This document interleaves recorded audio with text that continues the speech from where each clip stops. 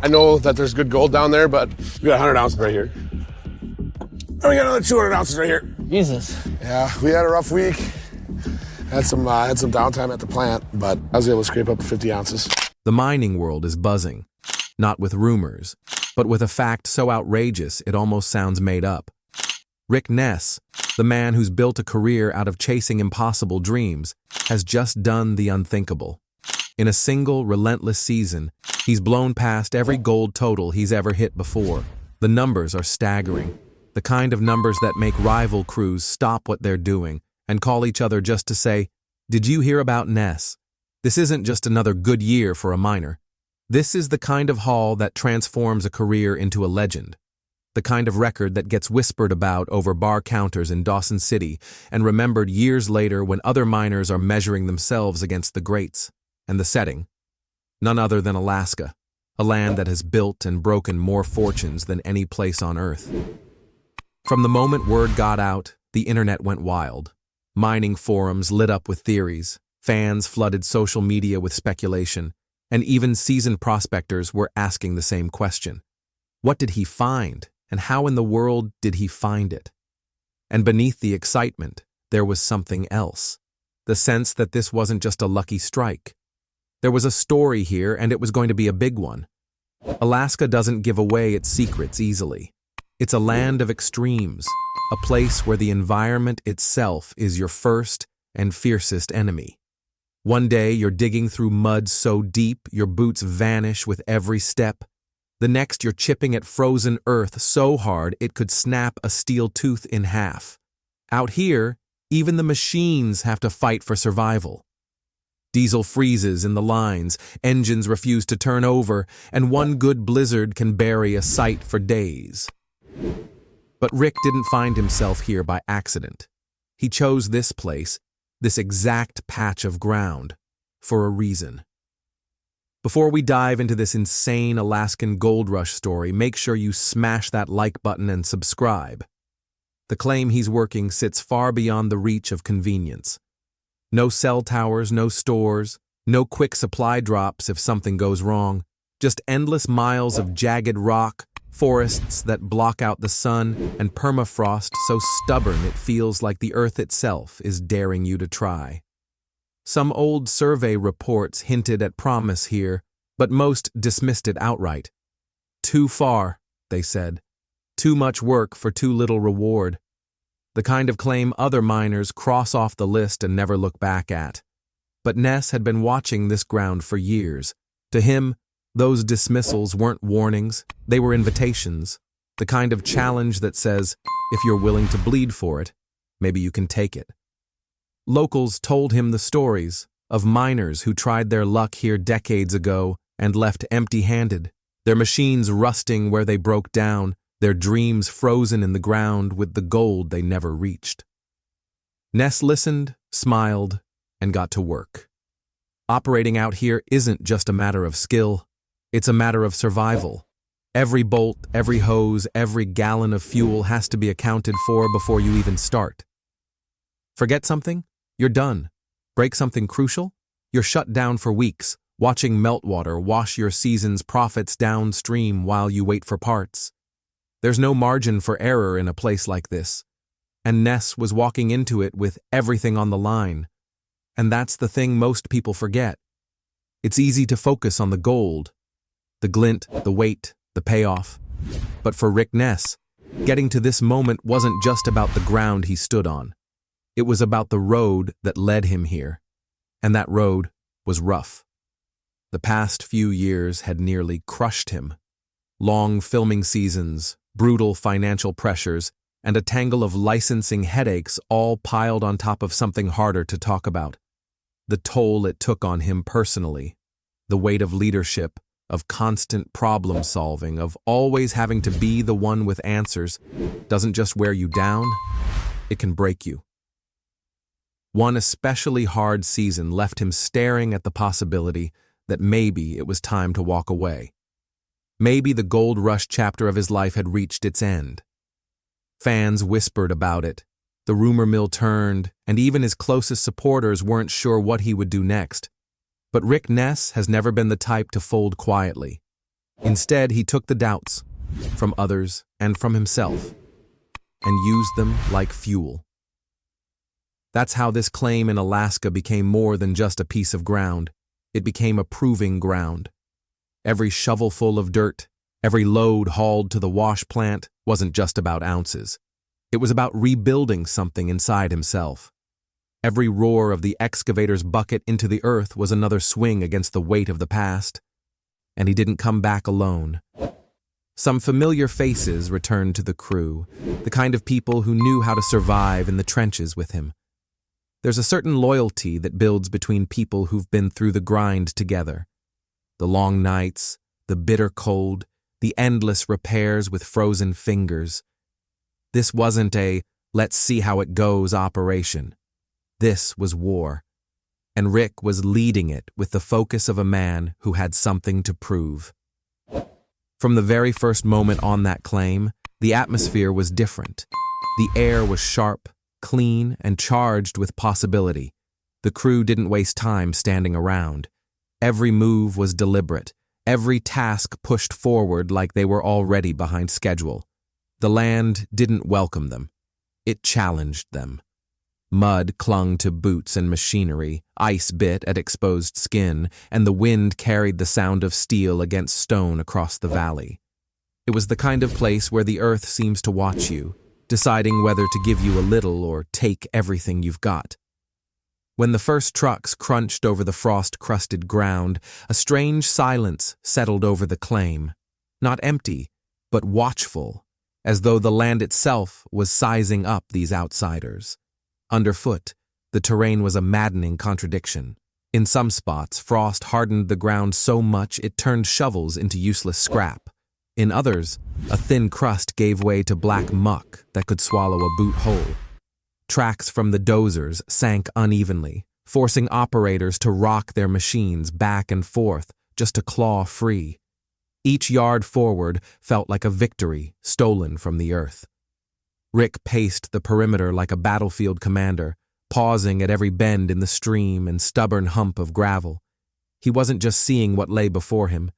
He was mapping possibilities, envisioning rich pay streaks, water routes, and choke points where disaster could strike. The rest of the crew moved with the urgency of those who know time is the enemy. Clearing debris wasn't just tossing aside logs and brush. Some trunks were thick enough to blunt chainsaw teeth, forcing them to haul the dead wood out with machines. The wash plant arrived in pieces, each section hauled and bolted down in a wind that cut through gloves like a blade. Cutting access paths for the rock trucks meant chewing through alder tangles that fought back like wire. Days slipped by faster than they could count, and by the time the first shovelful of pay dirt was ready to be dug, the crew's bodies carried the weight of a week's exhaustion. But the harder the land pushed back, the deeper their resolve sank in. This wasn't just work, this was a fight worth finishing. Machines in Alaska don't simply break down, they mutiny. The first sign of trouble came from the wash plant, the belts shuddering under the weight of frozen pay dirt, fibers fraying at the edges until they looked ready to unravel completely. Motors whined in protest, coughing up the smell of overheated bearings. The mini excavators, designed for tight work, clawed at the permafrost until their hydraulic lines split open in the cold, spilling bright red fluid into the snow like a wound. Then one pump, the heart of the operation's water supply, seized without warning, leaving the sluices dry and the gold trapped in the dirt where no one could touch it. Out here, that kind of failure doesn't just slow you down. It can kill an entire season before it begins. But Ness's crew weren't strangers to mechanical disaster. They were the kind of people who could strip a gearbox bare in the dark and have it turning again before sunrise. Under the dim glow of work lights, they patched hoses with whatever scraps of rubber they could find. Welded fractures closed while sparks danced against the frozen air and coaxed the plant back to life, one stubborn component at a time. The low drone of generators became a constant soundtrack, filling the cold nights while their breath turned to fog around them. Every fix was a calculated risk. Maybe it would hold just long enough to get through another week, or maybe it would tear apart under the first real load of pay dirt. There was no way to know until they tried, and out here, trying was the only choice they had. When the first glimmer came, it didn't announce itself with fanfare. It was just a pan of concentrate held up to the pale Alaskan sun, the grains inside catching light in a way that stopped everyone mid-step. This wasn't dust. These were thick, heavy flakes, clinking audibly against the metal as they slid together. Word traveled faster than the wind. Operators cut their engines, mechanics left their tools where they lay, and within minutes the crew had gathered in a loose circle around the man holding the pan. Rick tipped it just enough for the gold to spill into a thin, glowing crescent, the kind that told anyone with a miner's eye that the ground was richer than anyone had dared hope. For a moment, the biting cold didn't matter. The weeks of frozen mud, snapped hoses, and aching backs didn't matter. All anyone could see was the proof that the gamble was paying off. Rick's mind flashed back to the first time he'd seen gold like that. The disbelief, the sudden rush of heat in the chest, the way your hands tremble without you telling them to. It was exactly the same now, except this time, the stakes were far higher. The camera crew caught every angle as he tilted the pan to the light, and the flakes winked back like they knew they were the stars of the show. Around him, the crew's grins were raw and wide, the kind you only see when a season changes in an instant. The fatigue that had been dragging at their bones lifted as though it had never been there at all, replaced by a hunger to keep going, to see what else the earth had been hiding. They went back to their machines with a new edge in their movements, throttles pushed a little harder, shovels swinging with more speed. The sound of dirt hitting the grizzly was sharper now, the pace of the conveyors faster. No one said it out loud, but everyone felt it. This wasn't just a good sign. This was the sign. The gold was here, and now it was just a matter of how much they could tear from the ground before winter came back to bury it again. In the following days, the pay dirt kept coming steadily, each truckload a gamble, each scoop of the excavator a chance to hit another streak. By the time the first major weigh-in arrived, the crew moved with the rhythm of a well-oiled machine. Dust on their faces, mud on their boots, and a quiet hum of anticipation they didn't dare voice. When the gold trays were finally set on the scale, time seemed to slow. The pan filled so quickly that the metallic glint blurred into a single mass, a glittering heap catching the harsh work lights as if lit from within. Rick leaned closer, squinting at the climbing digital numbers. They ticked upward with mechanical precision, each increase pounding harder in his chest. Then they passed his previous best early season total, and kept going. By the time the final figure locked in, the silence was electric. It was only when one of the crew let out a sharp laugh that the tension snapped. Cheers broke out, hands slapped backs, and the shack filled with the sound of pure disbelief. High fives turned into full-on embraces. Even the camera operators, usually stone-faced professionals, wore grins behind the lenses, instinctively capturing every reaction. Rick didn't say a word at first. He just looked at the gold, then at his crew, and gave a slow nod. They all knew what it meant. This wasn't just a good start. It was a record-breaking beginning. From that moment, the energy on site changed. Success has a way of burrowing into a miner's mind, a quiet voice that whispers, "More is out there. Keep digging." Rick didn't have to push anyone to work harder. The weigh-in had done that for him. Shifts stretched longer, breaks got shorter, and the rumble of machinery ran deep into the night. Meals were taken in the shadow of loaders, coffee sloshing in thermoses as men and women ate with one hand while the other kept their radios close. Sleep became a suggestion rather than a necessity. Adrenaline had replaced rest.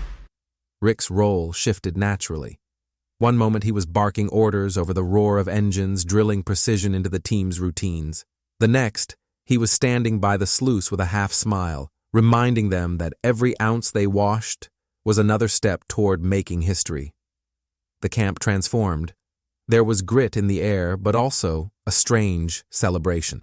Conversations revolved around gold, its weight, its shine, its market value, and the constant speculation about what the next cleanup would reveal. The fever was contagious, and it gripped everyone on sight. But with every triumph came a shadow. The stakes were higher now, and everyone knew it. A breakdown could cost them days of prime ground.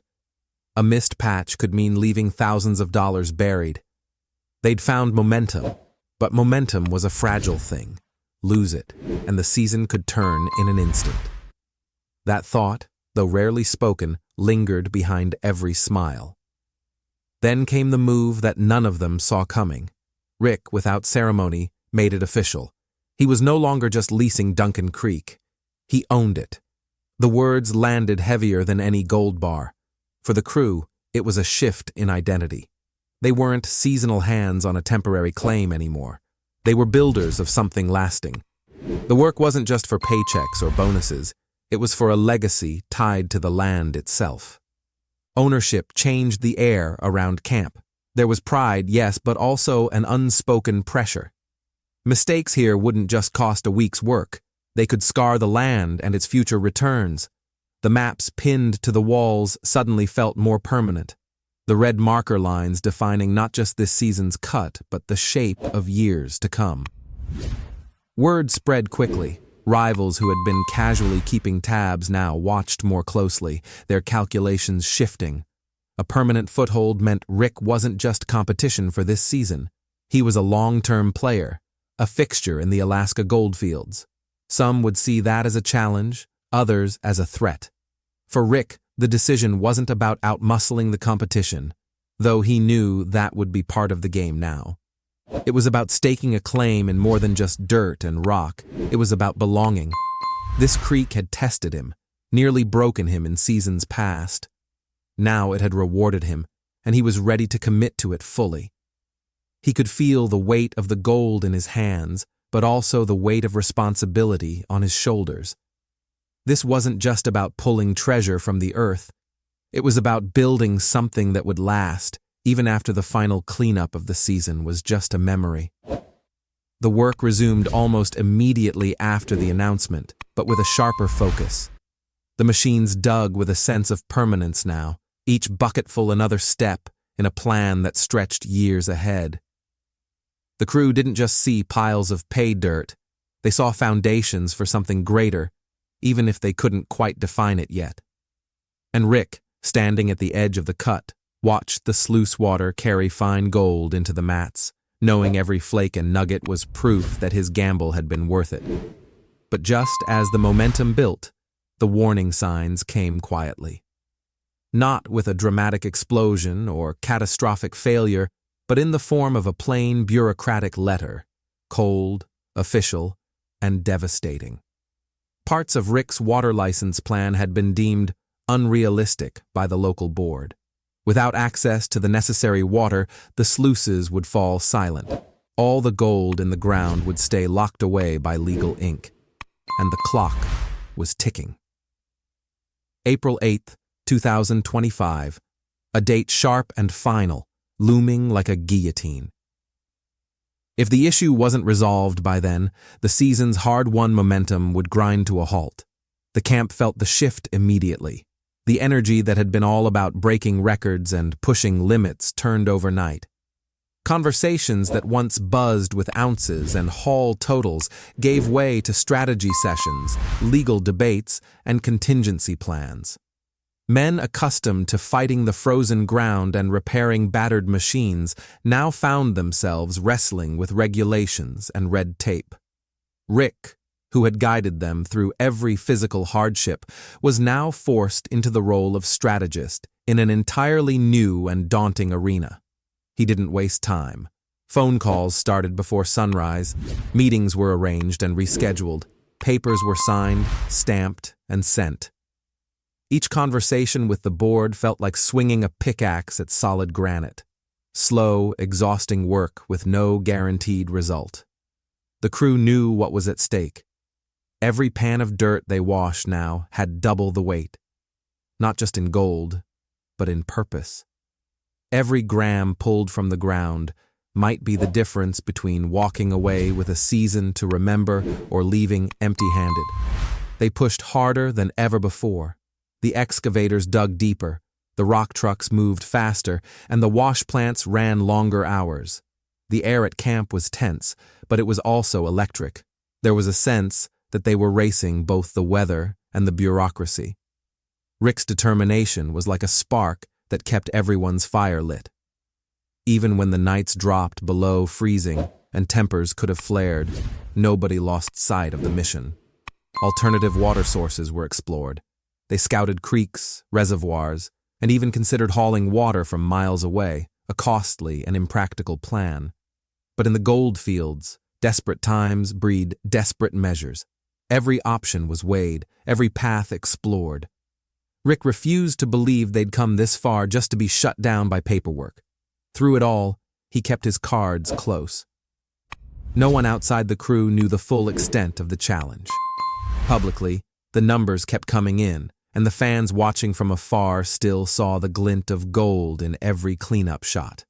But within camp, the pressure was suffocating. Each load of pay dirt could be the last if the dispute went the wrong way. In moments like these, a leader's true value shows. Rick wasn't just mining for gold. He was mining for belief. Every word he spoke to the crew was a reminder of why they had followed him into the wilderness in the first place. Because when Rick was in charge, giving up wasn't an option. They worked through fatigue, through uncertainty, through the knowledge that the final decision might not even go their way. And yet, there was no slowing down. By the time the season neared its peak, the story had already taken on the shape of legend. Whether or not the board ruled in their favor, Rick had led his team into one of the most ambitious runs the Alaska goldfields had seen in years. The numbers alone were staggering, the kind of gold haul that miners dream about their entire lives. Even if the final tally fell short of the record books, the scale of the operation, the unity of the crew, and the sheer grit they displayed would keep this season alive in campfire stories for years to come. Fans watching from home would remember it too. The season when the stars seemed to align, the weather, the pay streak, the machinery, and when one determined crew stood on the brink of rewriting the record books. They'd remember the drama, the near misses, the mechanical victories, and yes, the shadow that hung over it all, that unresolved license, the silent threat that could undo it all in a single vote. In a way, that uncertainty only deepened the legend. Gold Rush history is full of what-if seasons, the near misses, the close calls, the years when greatness was within reach but just out of grasp. And this year, Rick's season would join those ranks. Whether the board's decision came down in his favor or not, the fact remained. He had proven once again that grit and gamble could stand toe-to-toe with any obstacle. Alaska is the kind of place that doesn't hand out victories easily. The ground holds on to its treasures with an iron grip, and even when you wrestle gold from it, the land has other ways of testing you. Storms, machinery, bureaucracy. This year had all of them. And still, Rick's crew stood tall, and so the what-if lingers in the air, as it always does in the gold fields. If this much gold could be pulled in a single season, even under threat of shutdown, what lies beneath the untouched ground, just beyond the claim? What riches are still sleeping under the permafrost, waiting for the right hands, the right moment, the right gamble? The answer may never be known, but for those who lived this season, for those who dug, hauled, and fought until their hands bled, the search will never truly end.